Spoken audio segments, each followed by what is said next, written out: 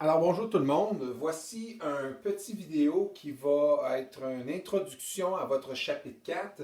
Dans le fond, on retourne ce qu'on a vu en secondaire 1, certaines notions, certains mots de vocabulaire qui va être important pour le chapitre 4. Alors si on commence, on savait qu'en secondaire 1, on a vu les 7 caractéristiques du vivant. Donc, c'est quoi les 7 caractères que tu as besoin pour être considéré comme un être vivant? Alors, 1, il faut être capable de se reproduire, la reproduction. 2, l'utilisation d'énergie. 3, adaptation au milieu. 4, réaction aux stimuli. 5, croissance et développement. 6, échange avec le milieu. Et 7, organisation cellulaire.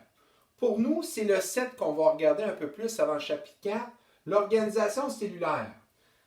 L'artiste de ma fille, ou plutôt l'artiste qui est ma fille, va nous aider un petit peu aujourd'hui. On commence avec la cellule animale. Donc, on sait que les cellules animales, qu'est-ce qu'ils ont en tant que constituants? Ils ont un noyau, qui est un peu le centre de commande de la cellule, qui va donner les instructions à la cellule quoi faire.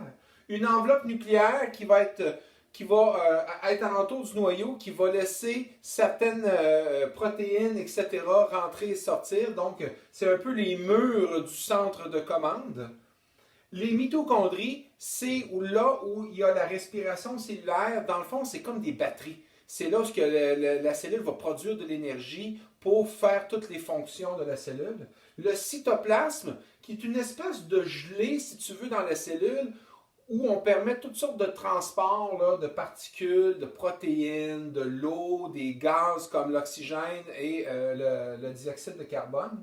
Et finalement, une membrane cellulaire qui est semi-perméable, donc une espèce de mur alentour de la cellule qui laisse certaines choses rentrer, puis d'autres non.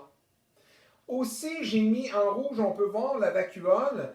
Les cellules animales ont plusieurs petites vacuoles. C'est un peu là des endroits pour entreposer des nutriments, de l'eau, etc. Donc, on pourrait dire là, des espèces de mini-entrepôts.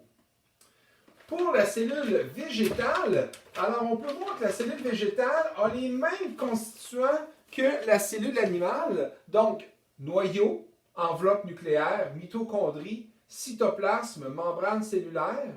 Par contre, la vacuole, elle a une grande vacuole. Pas plusieurs petites, une grande. Donc, elle a un grand entrepôt pour une réserve là, de nutriments, etc. Nous avons aussi ce qui est différent chez les cellules végétales, les chloroplastes et les parois cellulaires.